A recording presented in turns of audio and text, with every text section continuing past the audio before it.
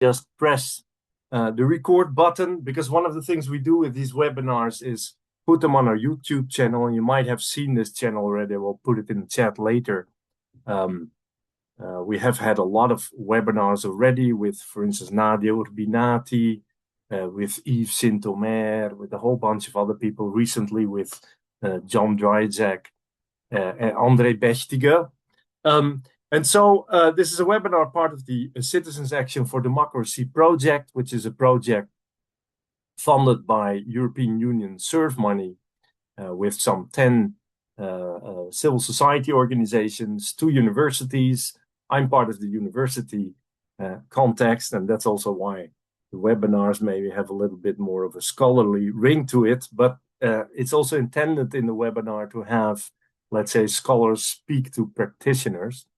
And today, I'm really delighted that we have a speaker from the University of Groningen, Anna Mikhaylovskaya, who will enlighten us on digital dimensions, digital democratic innovations, something we haven't yet extensively addressed in this series.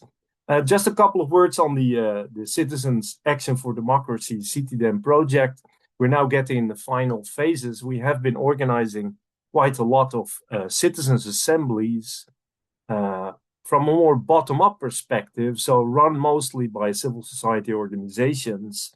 And the idea is really to test if you can also, outside of the institutions, stimulate democratic innovation, democratic participation.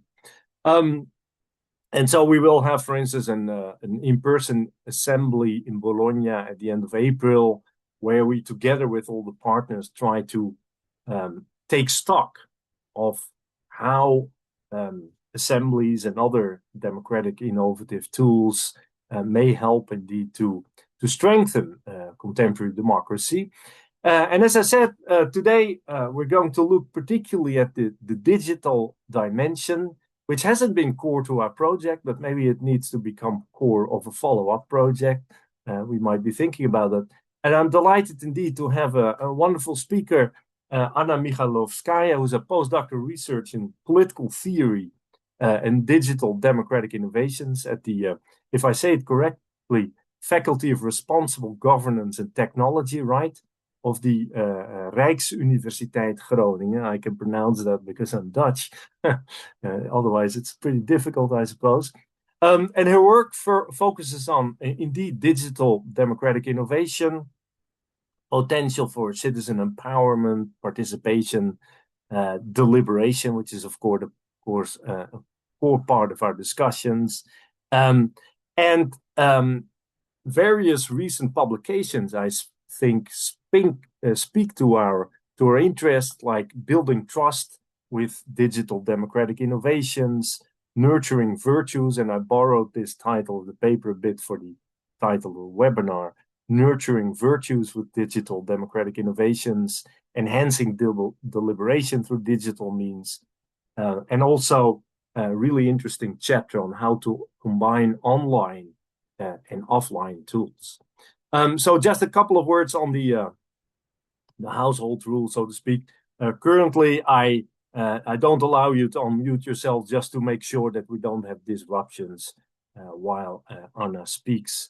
But then, of course, after her talk, I will just give a couple of comments to get the discussion going, and then we open up for Q&A, and you can, of course, then open up your microphones. That is, if I manage to, because I have to say I have a little bit of troubles with Zoom, which updated just a couple of days ago, and it works a bit differently, so I'm more clumsy than I normally am. Anyhow, so much for the introduction. Anna, if you want to go ahead. I'm not sure if you have slides or anything. You're free to share them with us. And please go ahead. Yeah, thank you, Paul. Yeah, and thank you very much for having me. Yeah, I have slides. Wait, let me just see if I can share my screen.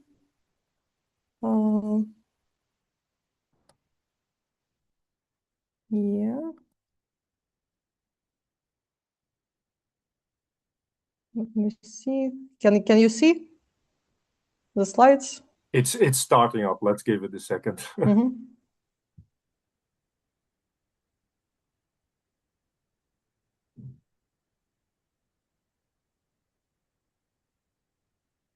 Yeah, let me know when you're able to see them. For me, it just says has started screen sharing, but it's not yet there. I don't know why.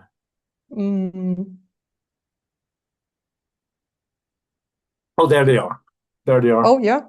Okay. Yeah. Well, okay, you can see Excellent. it, right? Yeah, excellent. Okay, Thanks. great. Yeah. So thank you very much for the introduction and for having me. And today, as Paul already mentioned, so my talk will be a bit of a combination of my work. My work generally deals from political theory perspective with digital democratic innovations, so digital tools for citizen participation, and how can we kind of use digital technology in such a way that strengthens democracy instead of undermining it. Because of course, we hear a lot of talks about technology, right? How it can undermine democracy, how it can polarize people. And the goal of my work is a little bit explore from normative dimensions how we could use those technologies for democracy's advantage. And my talk today is a bit of a combination, like I built on the two previous works. So one is like one of the articles that was part of my PhD thesis on the virtue cultivation of digital innovations, and I also built on the chapter that I co-wrote with my colleagues from University of Delft and University of Tilburg on combining online maxi publics with offline mini publics. But starting with a little bit of a background, which I'm sure most of you are familiar with, but anyway, I like to start with that because, of course, why do we talk generally about citizen participation, right? Why is it important? Because, as we all know, in the last decades, we see a lot of tendencies in democracy, such as decline in voter turnout, overall decline of political parties as vehicles for mass political participation. We see polarization of the political landscape and overall the growing disconnect between policies and the preferences of the majority of people. So a lot of people, there is so-called democratic deficit, right? The concept developed by Norris already some years ago, that a lot of surveys, they show us that people still strive for democratic values. They want to live in democracies. They appreciate living in democracies, but they're at the same time unhappy about the current functioning of democracies, and they do not necessarily feel like their interests are being represented very well. And against this background, there is a new, like now very actively emerging field of democratic involvement, namely digital democratic innovations.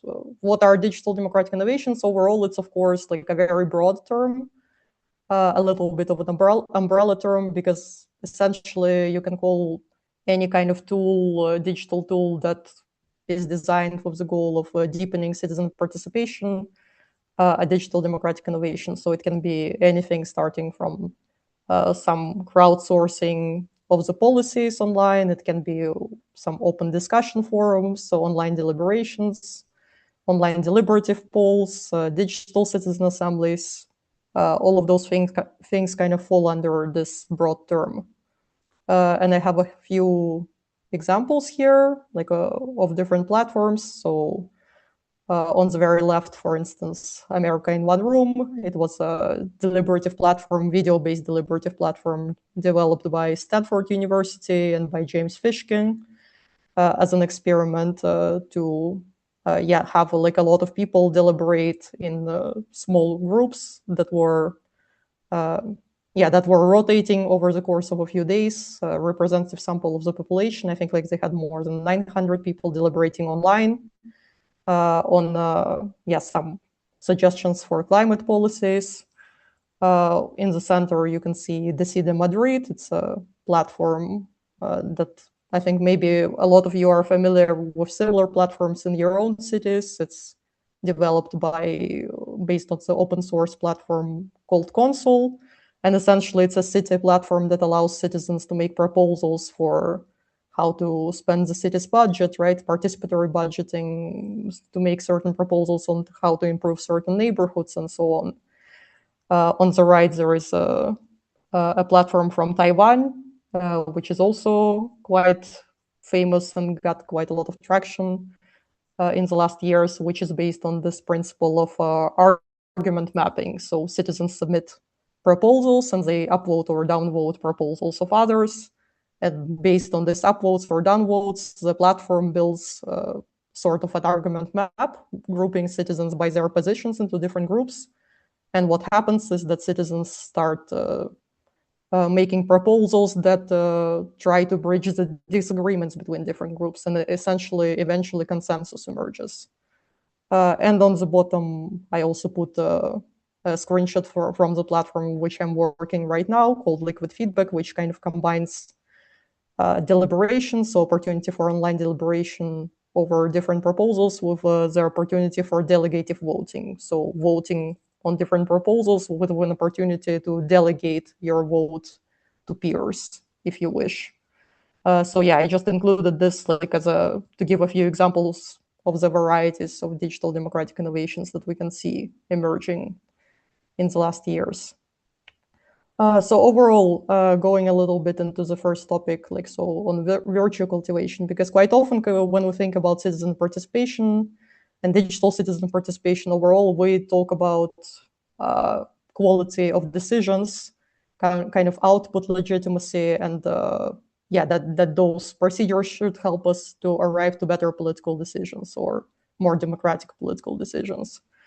But what I find is always forgotten a little bit is that these processes of citizen participation, they are actually also very much developmental spaces where citizens can also grow individually, grow as democratic agents, and they can cultivate their personal virtues.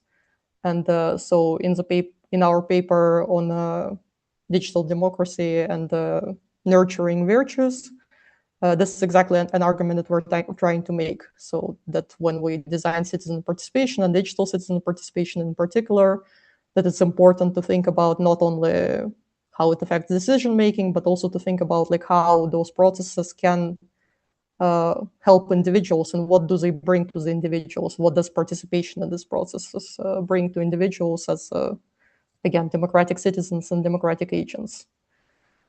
Because democratic virtues overall, they're individual qualities, right, that are specifically related to supporting democratic processes and the functioning of democracy. So they are very much important to think about when we think about democratic participation. And overall in the paper, we divide the virtues into roughly two types. So epistemic virtues, which are the virtues that bring instrumental value to the process, and they directly affect the quality of democratic process, and the overall like presence of these virtues leads to better practical outcomes and better practical results.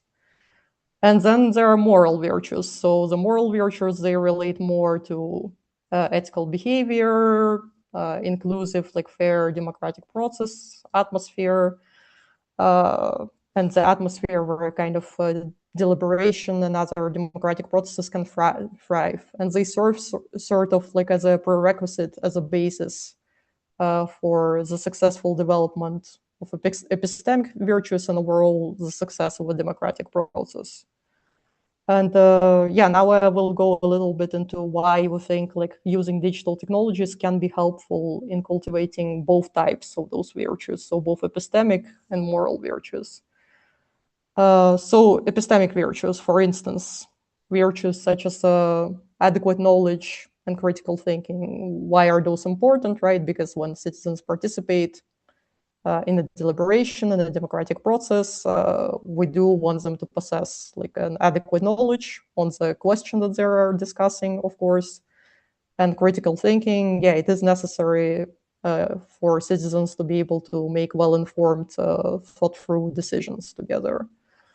So how can digital technologies help in this regard? So first of all, when we think about digital spaces, they do provide a more systemic and quite often more structured space for deliberation, where you can also easily share in a user-friendly manner like the necessary information that can be helpful for the citizens when they participate in those processes. So if we think about in-person assemblies, right, of course, you can invite experts, you can have moderators, but overall, especially if we're thinking of upscaling those processes, right, and trying to include more, as many people as possible, it gets quite messy quite quickly in real life. In digital space, you don't necessarily have or that problem is much less prevalent because it's much easier to structure those processes and to upscale them in that way. What digital tools also allow us to do, and we can see the developments of that, especially like in the last years, is digital tools are now becoming quite good with summaries of main discussion points and arguments. And of course, human oversight is always necessary in this regard, but still, again, if we imagine trying to upscale a certain process, digital tools allow us to kind of structure and summarize a big amount of contributions into a more coherent narrative.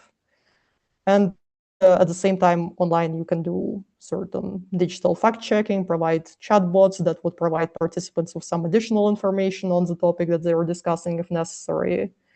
And again, you can have certain access to comprehensive visualizations of some complex data that might be discussed, for instance, if we think about participatory budgeting, right, or something like that. Sometimes those questions involve some complex information or different scenarios that can be discussed, and via digital tools, we can show that much easier than, again, in in-person processes. Still continuing with epistemic virtues, so virtues like open-mindedness, intellectual humility, and also creativity and curiosity. So what we can do online is also to actually actively encourage citizens to engage with diverse viewpoints, right? So you can design a platform in such a way that, depending, for instance, on citizens like upvotes or downvotes of certain proposals, they are exposed to the viewpoints that they normally would not encounter. And they can even have some discussion prompts that would maybe encourage them to self-reflect or to talk to other participants and to discover different perspectives. You can have placement in diverse discussion groups that can be rotating, and with an asterisk, because it's not, this is something that can always backfire sometimes, and it depends on the context, but sometimes anonymous participation can also be an advantage, because we do have some research that demonstrates that certain people who are maybe less confident in their abilities to participate politically, or more shy, or some neurodivergent people, for instance, they find it much easier to participate online and to express their opinions online rather than in person when they feel more exposed.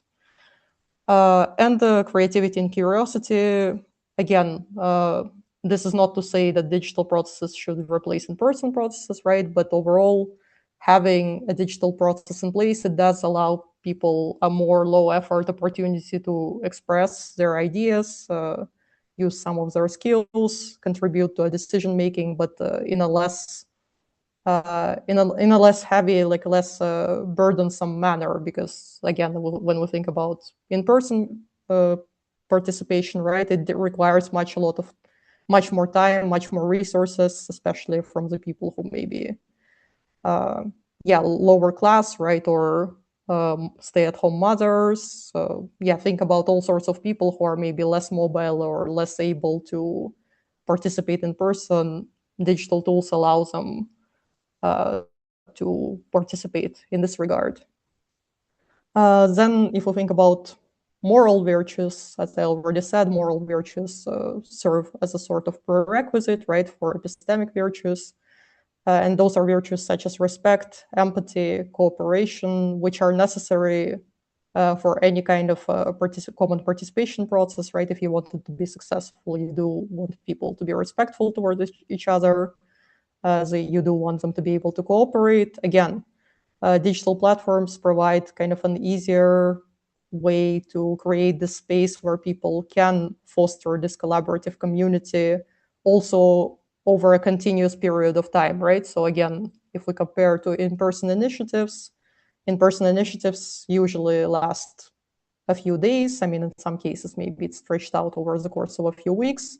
But after it's over, nothing happens. Like if you have a digital platform in place, in theory, even after a certain process is over, you can sustain that platform, right? You can use it continuously to involve people in other processes, and in that way build a more continuous engagement and more continuous political community. Not to mention that people digitally can also have an opportunity to maybe work together on certain proposals. Again, we come back to AI discussion prompts that could encourage self-reflection and empathetic listening. Also, something that is being explored right now is that creating spaces for personal storytelling, right? Because probably a lot of you know, and that there is quite a lot of articles that show us that when it comes to deliberating and overall reconsidering your own perspectives, right? Quite often people are persuaded more by personal stories rather than pure facts and pure reasoning. So again, digital tools maybe would allow us to split this more easily. So you could have several phases of deliberation, for instance, right? You could have a phase that is more, so to say, formal, more already like about actual decision making, proposal making, but you could have a phase before that where people share more their personal stories, telling why are they participating in this process, what do they find important, and so on. And again, of course, like AI-assisted facilitation that relieves the burden a little bit from the human moderators. So keeping track of speaking time, for instance, things like that. That can also be supported by the digital tools, as well as multilingual interface, translations. There are already platforms that are experimenting with that, right? So allowing people to participate in their own language, and the platform kind of takes care of the translation from that language. So that can also support minorities in many ways.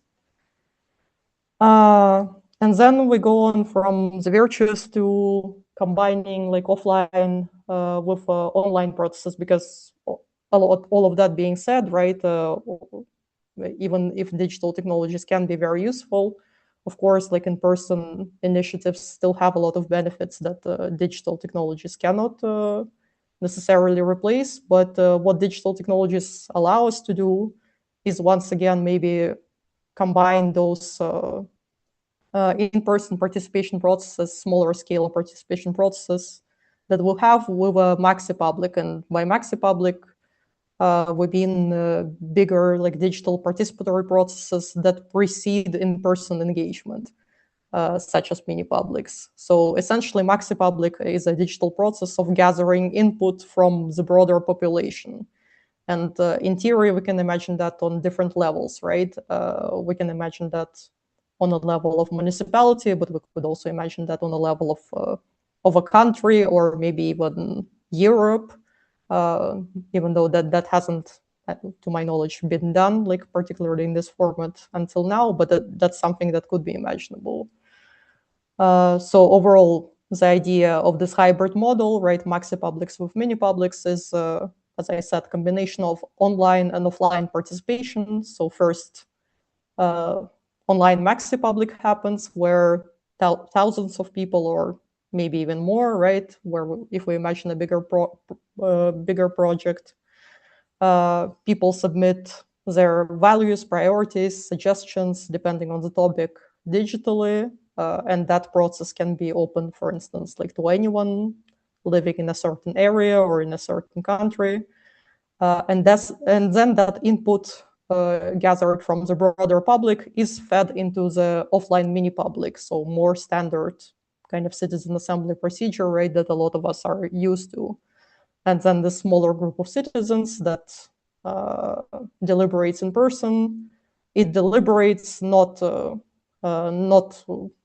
from scratch, right, not from a clean slate, but it deliberates already having this input of the broader public in mind, and it provides recommendations based on that input. And then in the end, those recommendations, again, depending on the procedure, right, they go to the officials, but officials receive like actionable proposals, which are seen quite often. What we see right now, those proposals are often seen as more legitimate by those officials because they know that this input, right, it came not only from the smaller offline mini public group of citizens, but that also the input from the broader population was also taken into account. And yeah, like I just wanted to go over a couple of examples of experiments that were done in this way. So far, kind of like the golden standard a little bit, or one of the most famous cases is the energy transition in Southwest Friesland, where a deliberative mini public first of 45 citizens provided already the content for the maxi public. So they provided potential scenarios, which then the maxi public could assign points to. So here actually it was not only a two-stage, like a three-stage process in a way, right? So they started with a mini public, then the broader population of that region provided their input online, they assigned points to different scenarios, and then based on those points, a smaller deliberative mini public of 12 citizens refined and finalized the output offline once again.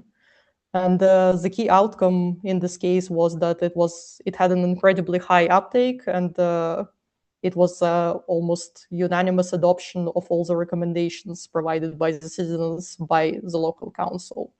So here again, and if we look further into like the interviews that we conducted, right, with the participants of that case, and like with the officials, the fact that the process had this combination of online plus offline participation, it really increased its legitimacy, not only in the eyes of the citizens, but also in the eyes of the officials.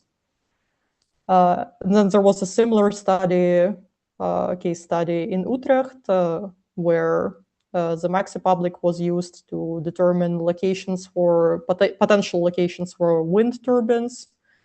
So nearly 7,000 people provided their input online, again distributing points between between design requirements concerning certain locations, and then the mini public of 70 participants ranked potential sites and desirability based on that previous input. And as a result, the output was that 8 different criteria were identified, which the province could later on use to choose between different sites. And overall, so just summarizing a little bit, right? What do this combination of this process tell us about the soul of this kind of participation processes? So what, for instance, one of the quotes from one of the interviews was that on one hand, right, like the digital process was incredibly useful because it included the broader population, but the offline mini public added soul, passion, and inspiration to online data, which resonates as a result much more with the officials, like the combination of the two. And at the same time, having this online process open to the broader public, it's very likely that and that's what we see so far, that makes it also more legitimate in the eyes of other citizens. Because overall, the general public, right, they're not always aware of citizen assemblies when they're going on, and when they are aware of them, people do not necessarily always endorse it, right? So people who participate in citizen assemblies are usually very positive about their experience, but people from the outside, when you tell them about it, like quite often the first reaction is, okay, but why should we why should we trust like the decision of this random group of people which we were not a part of? So kind of having this digital process on the side that includes the broader population has this additional value to it. So there is a combined benefit. So you get broader input from a bigger amount of people, you upscale participation, but at the same time you receive like actionable recommendations that the mini public can come up with based on that broader input.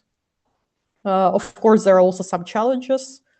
of the hybrid design. So, for instance, we saw in the case of Helderland, where there was 150 people participating in an offline mini public, and when the offline mini public is too large, or sometimes when online data is presented without kind of adequate synthesis, when it's just too much, a data drop of like messy information, then participants actually struggle to process and act on the input meaningfully. So here again, we come back to the question of the importance of the design of the digital platform and how it's actually being managed. So it's very crucial to consider things such as information density and structure, right? How do you gather that input? How is it presented? As a group size, time constraints, so participants must have sufficient time to process the input of the broader public. They should have time to provide good quality recommendations. And of course, for the uptake, it really matters that recommendations are actionable and concrete to avoid officials like cherry picking. So conclusions overall, we do not consider, and I do not consider in my research, digital democratic innovations are as a cure-all solution, right, to democracy. It's not something that can simply like fix democracy or replace, once again, in-person participation. But when it is thoughtfully implemented with these hybrid architectures, with design features that are thought through and which take care of thinking about how do these design features affect the participants, how do they activate their kind of virtues and democratic values. These platforms can foster a cooperative political communities that takes more active and informed ownership of democratic life. And we should acknowledge these platforms also as a means to nurture democratic virtues and not just as a tool for citizen participation and better decision making. Hybrid participation has multiple benefits, from involving different groups to increasing uptake, perceived legitimacy, and of course, the last but not the least, it is very important that these processes that are being tried out, right, ideally, they should be more continuous processes, not one-off events, because again, citizen participation, virtue cultivation, it works best when it becomes like a continuous process. Because if it's just a one-off event, and especially if the recommendations end up not being taken on board, then quite often it just leads to frustration from the citizen side, and it doesn't necessarily achieve the democratic goals that it sets. And thank you very much for your attention. And I guess I will stop sharing the screen now, so we could go, so I can see the Q&A. Okay, Anna, thank you so much. That was a very rich discussion of all kinds of dimensions of digital democratic innovation. And I would suggest people, if they have questions already, you can also put them in the chat just to have them out there. Before that, I open up for Q&A properly. I just had a couple of comments from my own side. I always abuse my chair position in these webinars. One thing that strikes me, and I have to admit, I'm now going to play the devil's advocate a bit, which comes less from direct experience, I have to say, with digital tools in the democratic context, but more with the way digital tools are hitting higher education. And I guess there are certain overlaps. So recently I've been diving into work that looks at artificial intelligence, not necessarily as a prompt in terms of raising critical capacities, strengthening critical capacities, but actually doing the exact opposite. Or at least this might be an effect as well. That is, you say AI helping to summarize, AI helping to facilitate, AI helping to fact check. But a combination of neurobiological and psychological research indicates that the less people do these things themselves, the less they develop crucial critical skills. And I don't know how this works out in democratic deliberations, for instance. But I do notice with students, at least at the higher education, university level, that this is becoming a serious problem. That is, it seems almost as if the contemporary world is about an enormous overproduction of data, which then individuals are not able to deal with. But then, so they almost necessarily need to take recourse to all kinds of forms of summarizing and synthesizing. But there then, as you also, I think, indicate in your work, there may be huge problems with bias, with transparency. Most algorithmic systems are not open to their users, so we don't exactly know what it selects, etc. So I wonder what your view about that is. I think it's useful to be both critical and maybe also somehow optimistic. But what is your position here? Yeah, so I think here, like, it becomes very important, right, that if you do use digital tools for democratic process, of course, like, one of the first questions is like, yeah, what kind of platform do you use? Who designed it? Based on what algorithms? And this is, of course, like one of the biggest questions right now. And we do see a lot of movement. So there are a lot of practitioners right now trying to develop this like more open source, right, like solutions that are more explainable, more transparent in their functionality. So, for instance, like liquid feedback, deliberation, like in Germany, like there are a few companies that are trying to do things in such a way. So they try to design their algorithms in such a way, for instance, that they would specifically promote or make visible more minority positions to avoid like the majorities dominating. So they try to think of those things like in different ways. But of course, yeah, to your question about like potential bias, that is something that, yeah, of course, that's another question. Which data would those algorithms be trained off? That is something that needs to be considered.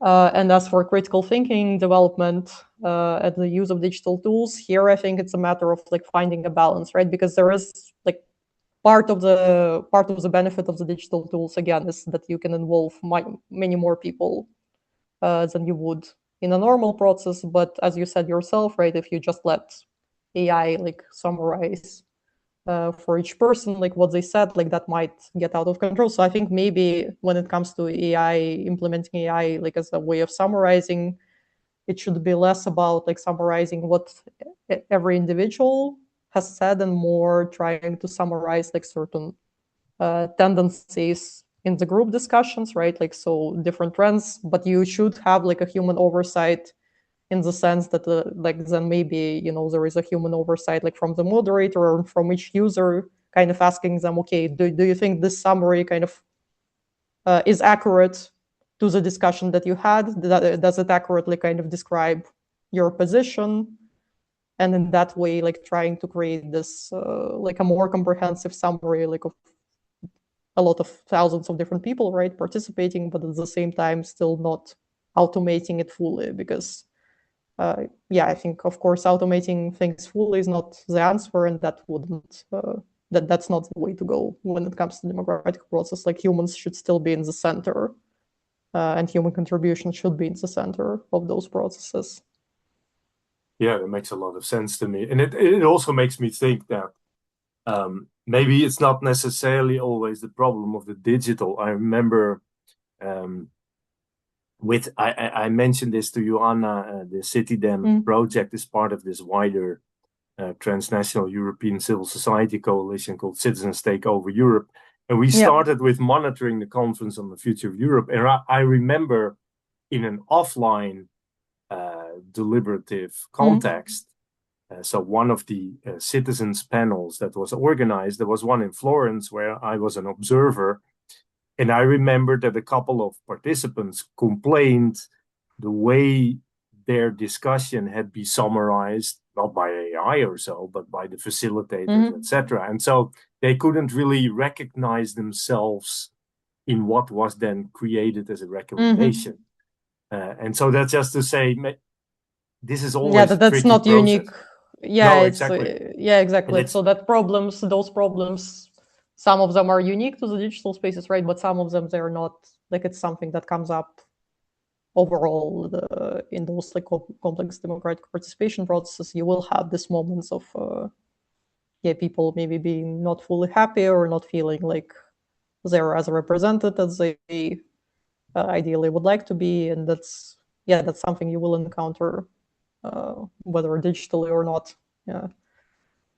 And something I think you didn't really address, or maybe just through the lines a bit address in the presentation, is I found in one of your works something what I found really interesting and crucial is that when you talk about trust, that there is of course the issue with to what extent do citizens trust the process, and there's there also, I think maybe we have a webinar on this soon, the extent to which citizens trust or not trust AI, with also generational differences, I suppose. But you also very much importantly, I think, and this is an under-discussed issue, I believe, discuss the trust of the politicians and of the institutions in the citizens themselves. And I wonder, what does this mean? How can you also make sure that this is guaranteed better? I think one thing we haven't discussed yet is the general problems that deliberative events face. Also with digital innovative tools, ultimately a hugely important factor is, I suppose, whether these events, assemblies, have an actual impact on policymaking, which is often not the case.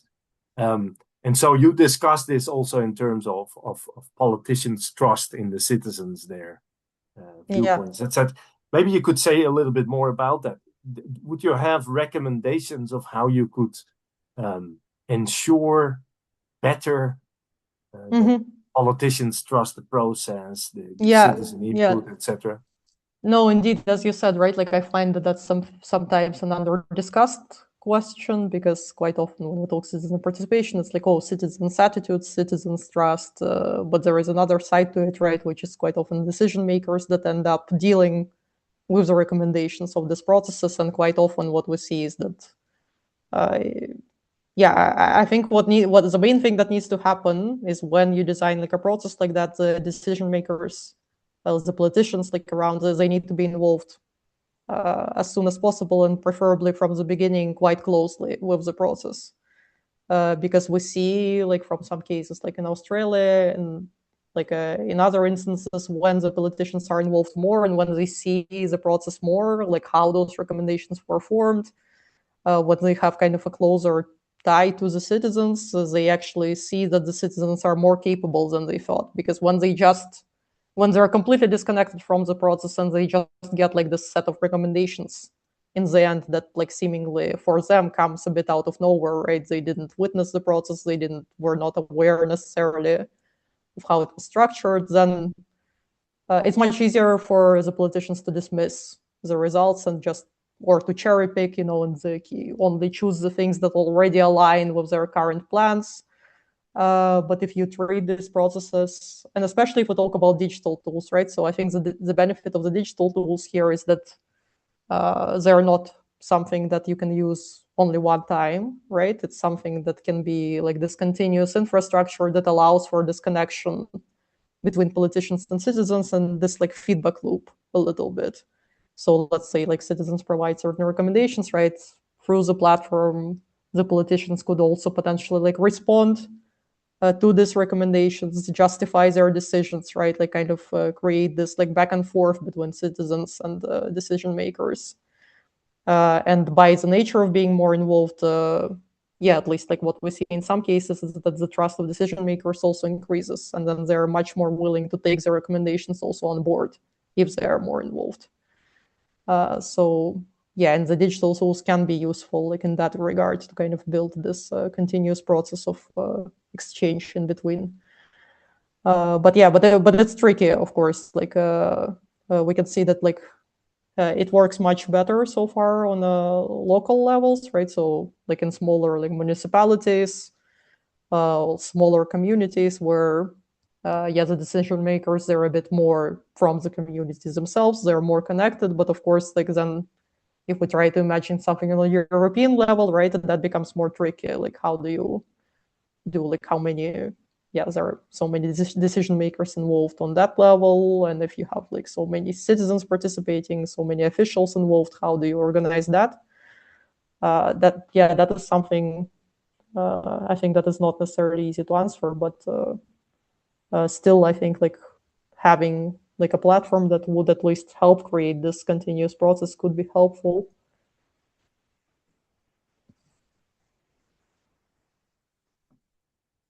Okay. And just a curiosity, would you have a specific process or event that would be your favorite in this sense? Indeed, politicians were really somehow involved in the process, or like for instance, the West Friesland, would that be one where there was a kind of interactive co-creative process, or? Yeah, I would say so. I mean, my colleagues who were like directly involved, who like overall the chapter, who helped like to design the process as well, they could speak better for that. But from what I heard from them, right, and from the experience like of writing about it, that was one of the cases where uh, there were first of all very clear expectations from the beginning, very clear, right, like very clear message of okay, what is expected from the citizens, what are they expected to do, and what will be the process of dealing like with the recommendations that they will provide. And the officials like stayed kind of very closely connected with the process, which then, as I mentioned before, it led to a very high uptake in the end. So, and I think part of the reason of why the uptake was so high was the fact that, the municipal officials, like civil servants, were so closely involved with the process. Yeah. Okay, I see a hands up, and you should be able to unmute. And I also see that the chat is exploding. So I will give the word to Michele Fiorillo and try to get updated with the chat in the meantime. Please go ahead, Michele. I hope you're able. Okay. Thanks, Paul, and thanks, Anna, for this very interesting presentation. So now I just read, so to be shorter, my first question is, how do you assess the use of digital platform that was made by the European institution during the Conference on the Future of Europe and now by the Commission with the Citizen Engagement Platform?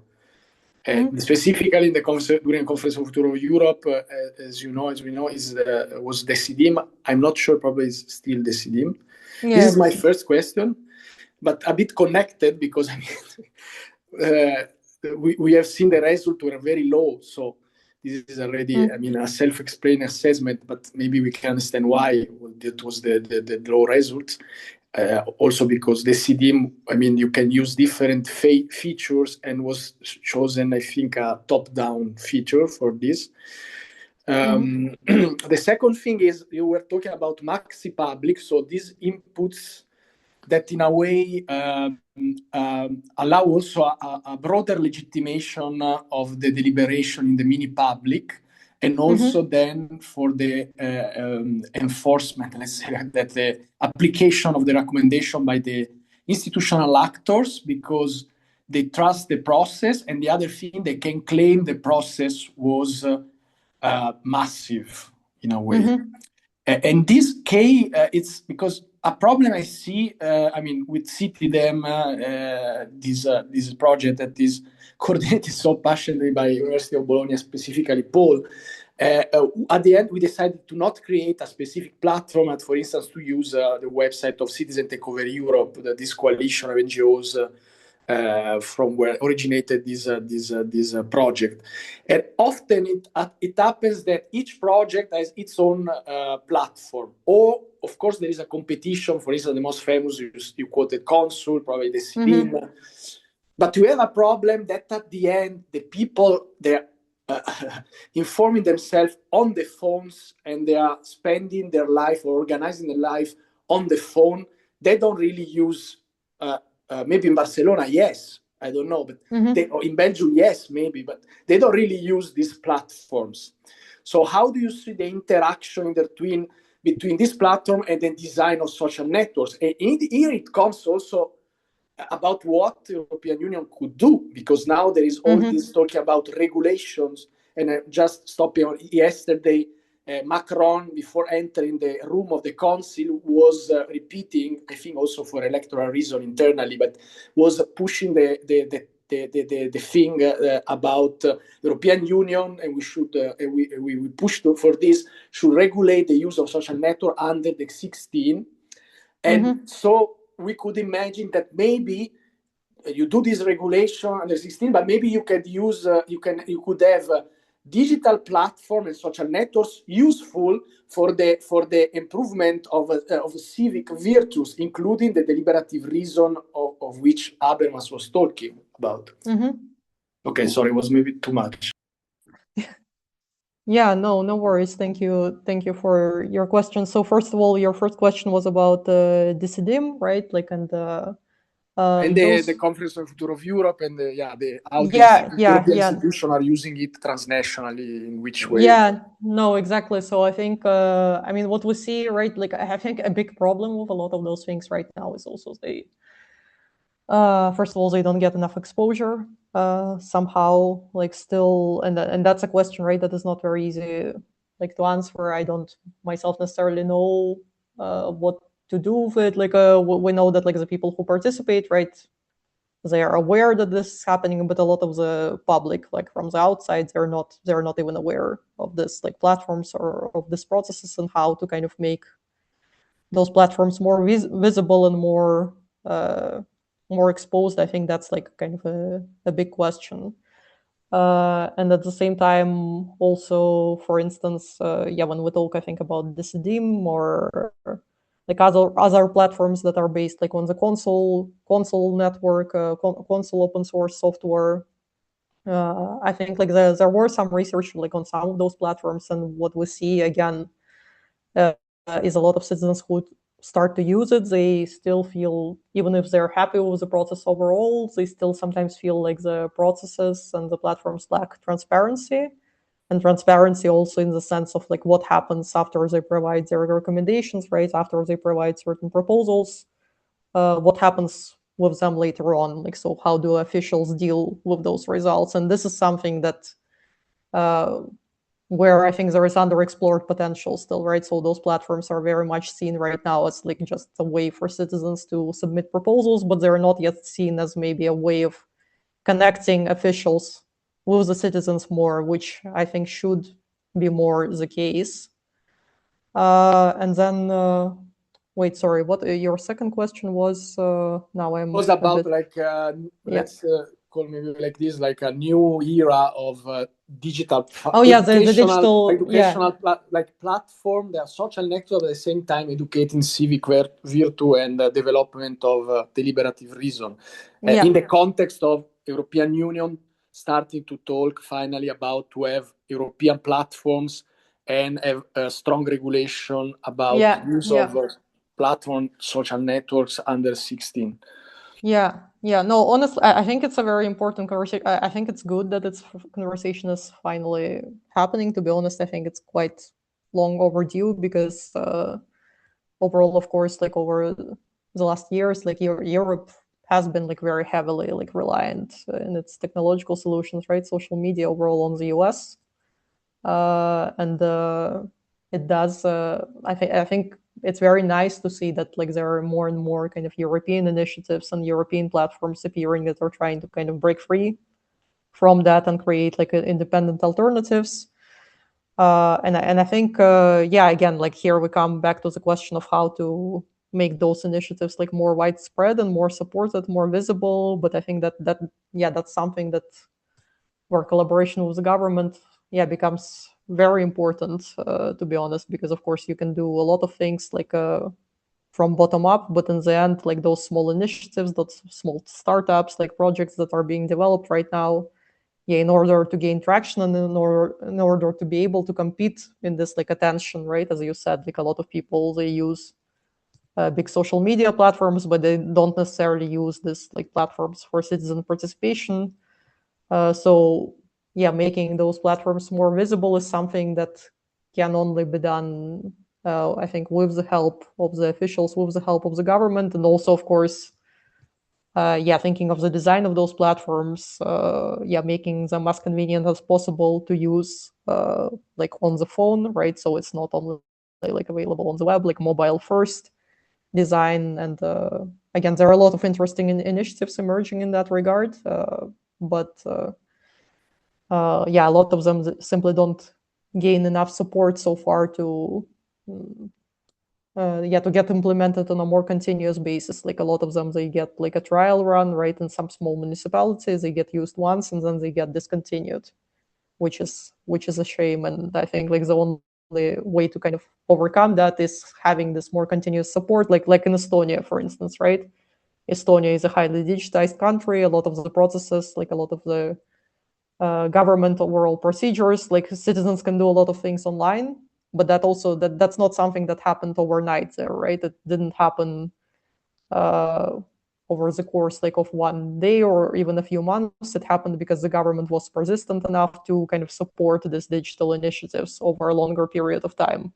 And they didn't just dismiss it like immediately after the first trial run, right? And when they saw that like not that many people participated, they didn't say like, okay, we're gonna stop, it's not working.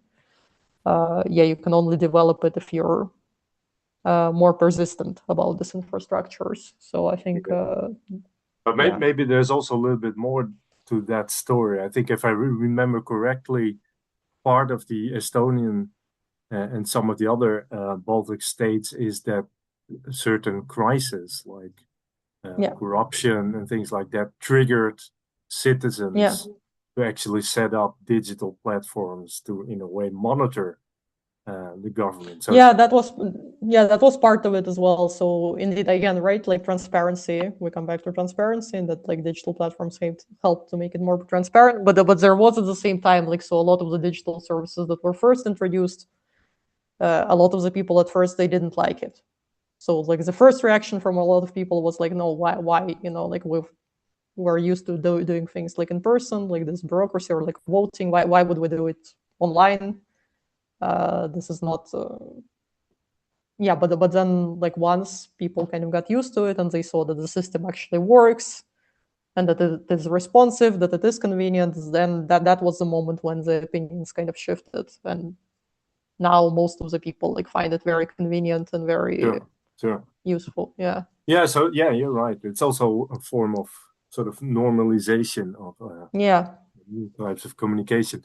I want to go to the chat because I saw an input by Holger Wenner on AI, but I wondered if you want to put it in words, because I have to admit I didn't entirely understand your observation. So if you want to, please put the question directly. It would be great. Okay, you can hear me? Yeah, sure. Yeah. Okay, I mistyped it a little bit. My suggestion is to test, to find out the truth of either AI or a political speech should be put to the starting line and then checked against each other. Because, the politician tell a lot of stories and you don't even know if they're okay. So we have to do the same with the AI. And the second was what I did myself already, to check all the AIs I can put hand on and find out which one I will trust more than others. And so, we have it in Europe, Ecosias, it's a EU AI, but well, it needs to be a little bit more traffic or system use. I don't know, but there are opportunities to switch from AI to another one, so you can at least think that the output which is coming out is comparable to the politician speech, and that's the way it normally would go if we don't need or use digitalization in the talk. And I think this must be a fundamental thing. We have to take sure that this will happen and that the AI will not be the problem. Yeah. And then it will can help to have a look on the speech of the politician, whether it's true or not. That is the thing which I would put at the base to use the digital AI for assistance to find out what the truth is. That was the meaning of my comment. Yeah. Okay. Yeah. No, thank you. Yeah. No, and overall, I think like you're very right. Thank you for your question, and you're very right also about like using comparing different AI tools, right? That I think that's one of the biggest questions. If you do use those tools in this process, which ones do you use? Because of course, yeah, the data that they're trained on is vastly different, and how you use them, yeah, and overall, I mean, I think it's also important to, because I do think like we shouldn't dismiss like the opportunities that it can provide, right? But it's also not like we shouldn't think of it of that way that okay, AI, like it's necessary to use it everywhere and it's necessary in every kind of process. Like contextually, right, depending on the situation, like yeah, in some cases and some participation initiatives it might be useful, but in other cases maybe you don't need AI at all, even if the participation is digital, and that's also all right. Like it's not using it just for the sake of using AI, right? Like there is a bit of a trend for that right now, but that's also not the way to go. Sure. And there are also other considerations like environmental dimensions that should be considered, I think.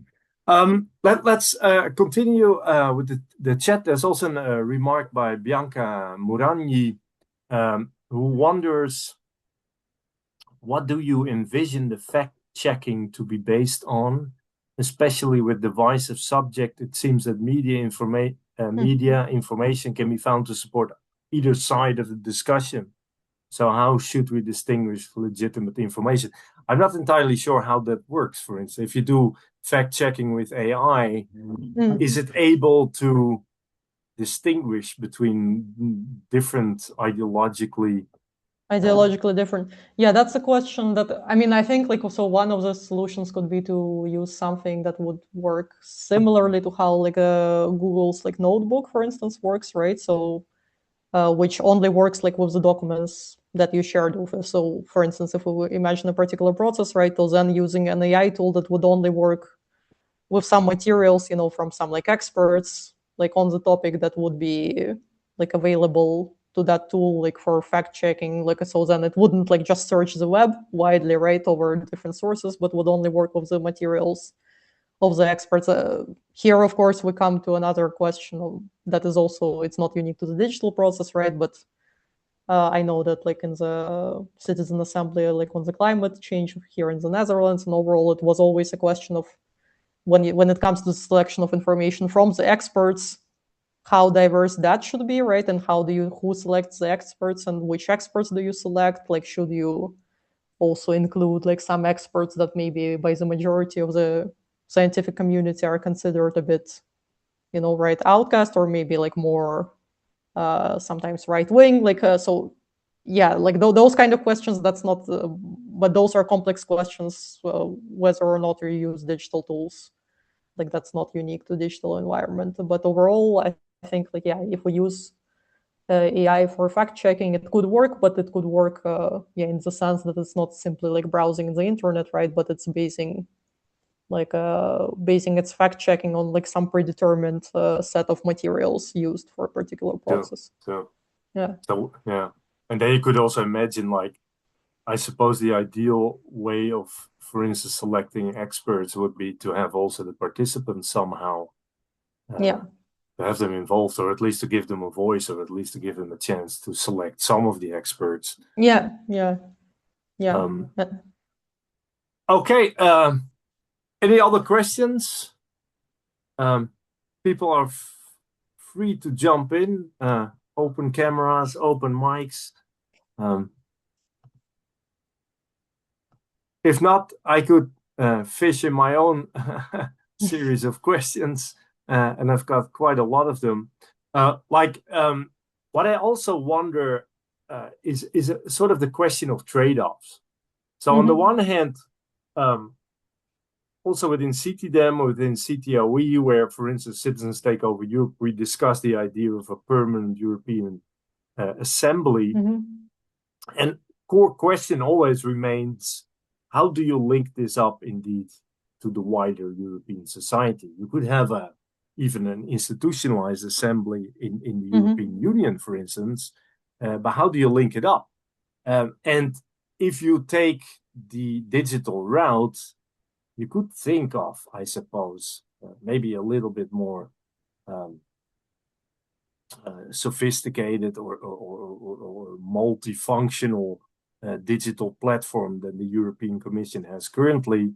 But it seems to me, if I understand from your various scholarly outputs, that there's always a risk of simplifying or oversimplifying because you need to speak to a lot of people, so you need to turn maybe complex issues in rather simplified information. So what is your view on that? How can you deal with that in a proper democratic way? Let's put it like that. Yeah, no, indeed, because as you said, right, like, so scaling up is of course like a benefit in the sense that you involve more people, but it does quite often come with some degree of simplification because you cannot avoid it. I think here, it's a question of balancing kind of what in particular circumstances, like what do you value, like do you value like very nuanced like recommendations, or do you value the kind of broader participation in opening it to the wider public? And here again, maybe like something like a combination of online, offline, right, might be a partial answer, because for instance, then if you imagine something at the European level, some more permanent assembly that would rotate in person and could discuss like in more detail, right, with more nuance, but maybe that assembly could be connected to the broader public through some kind of digital means where on particular questions they could, for instance, crowdsource, right, certain ideas or proposals. So similarly to what was done, what Hélène Landemore studied, for instance, right, like the Icelandic constitution experiment, which was not adopted in the end, but still it was a very interesting experiment in the sense that they did have an in-person mini public assembly, right, to draft a constitution, but that assembly did get input through many other people, for the wider public via online tools. But it wasn't really a mini public, right? No, it was not a mini public. Yeah, it was like I'm. But I see what you mean. But yeah. No, but like I think maybe that is kind of a way. But it's a good example, I think, because it, at least as far as I've been studying this process a little bit as well, and I think at least when it happened, it was a fairly dynamic process. So I think they also televised the discussions on Fridays or so every week or something like that. So people could actually, in that sense, sort of more passively engage, but then also put in comments through Facebook. I mean, this was like 15 years ago, so the digital world wasn't as developed as today. But that's exactly, it could be an interesting form of inspiration. I fully agree. I'm looking at the screen, and I mean, this is also another part of citizen participation, of course, to get people actually to participate. And I see my favorite, most active citizen, Michele. Sorry, but he's always ready to jump in. So please go ahead, Michele. Too much. I try to limit myself. Just a question. So if you concerning because we have the European Citizen Panels as a sort of prototype of an European Citizen Assembly, and there is the online part there. So again, I would like, regarding, have you Anna ever observed or had occasion? I don't know actually if it's possible to observe the online deliberation. It was possible for the Conference on the Future of Europe, no? Partially, at least the plenaries, not the. So I asked to Anna, maybe also Polo, any researcher here, if we have empirical observation how it works, the deliberation online there. Because one point important is that when is online deliberation, I mean, in a way, it avoids, so when traditionally there is a political assembly, there is an assembly in the assembly room, and there is an assembly in the corridors around, where actually, especially the leaders or semi-leaders, they are making formal agreements, or like sort of formal agreements for what then will be brought in the assembly. So in sense, you can have less formal conversations. Let's say what you would not say in public. So now that, in a way, the online is good. There is now this, for instance, is not registered. There is the other element. No, this is registered actually. So, but I want also to ask you about this, the registration, because there is the fact of one performance.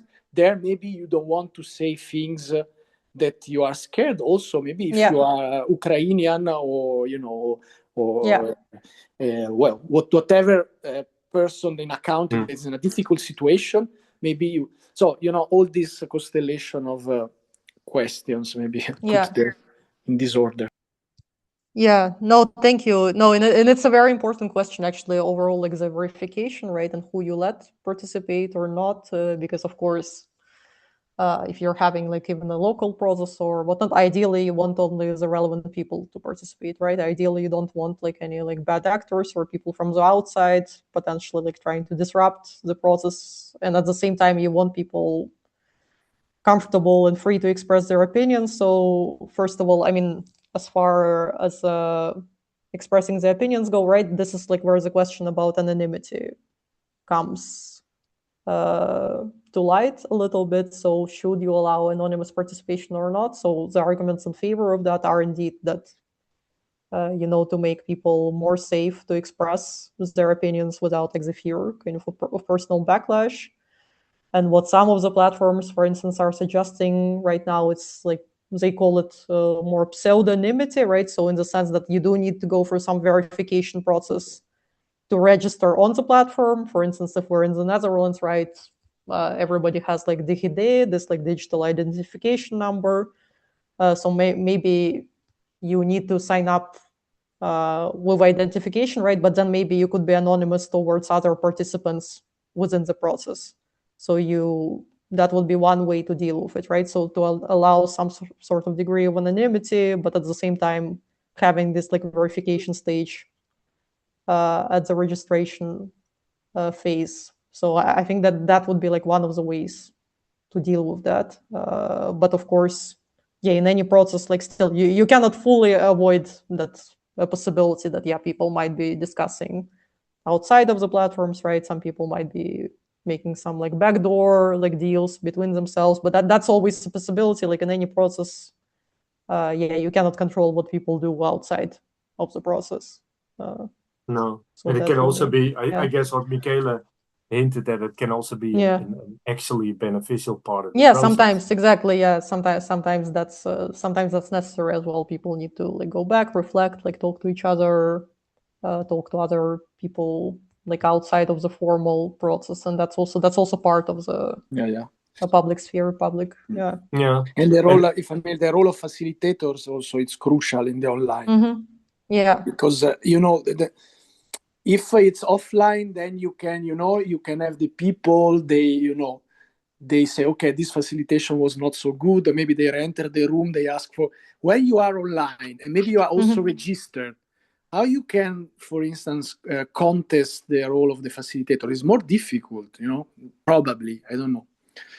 But you could give it a try here. No, I'm not talking about here. You are a perfect facilitator.